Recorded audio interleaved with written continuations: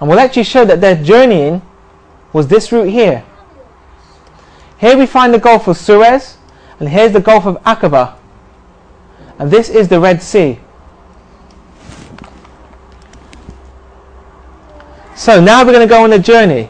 Let's go in exactly the same footsteps that these 2 million people travelled. Now, there was 2 ways out of Egypt.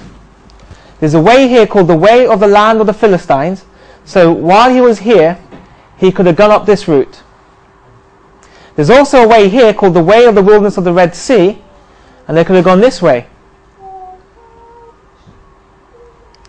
But for some reason, God said go this way, the green route. And then he says, turn.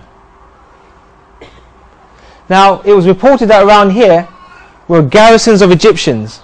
So if they'd have gone up here, it very well could have encountered the army of the Egyptians. So maybe God said, they're not ready for that. Let's go down this way. And here we can see a satellite picture. And here we see traditional Mount Sinai. So we go down the road. And then it says, turn. And the Lord spoke to Moses saying, speak to the children of Israel that they turn. So they turn off the highway. And this is what it looks like. We were in Mount Sinai region in April this year. Very hot place. So Pharaoh said, they are entangled in the land.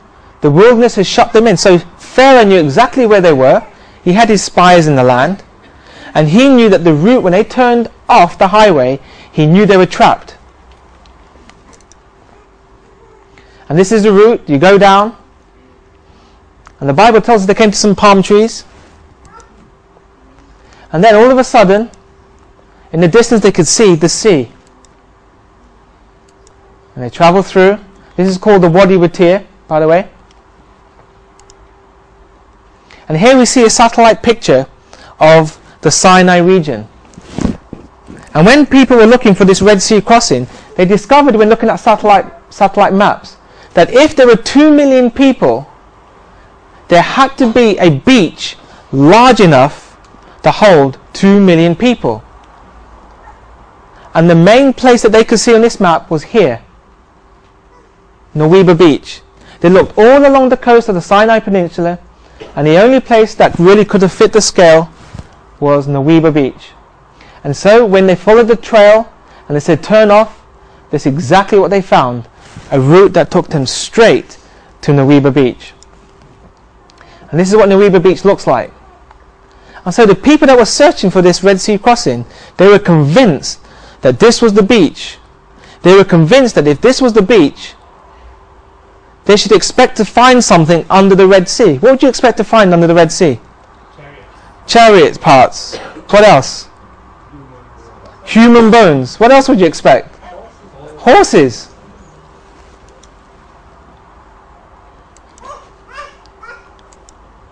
Okay, so before the crossing, they firstly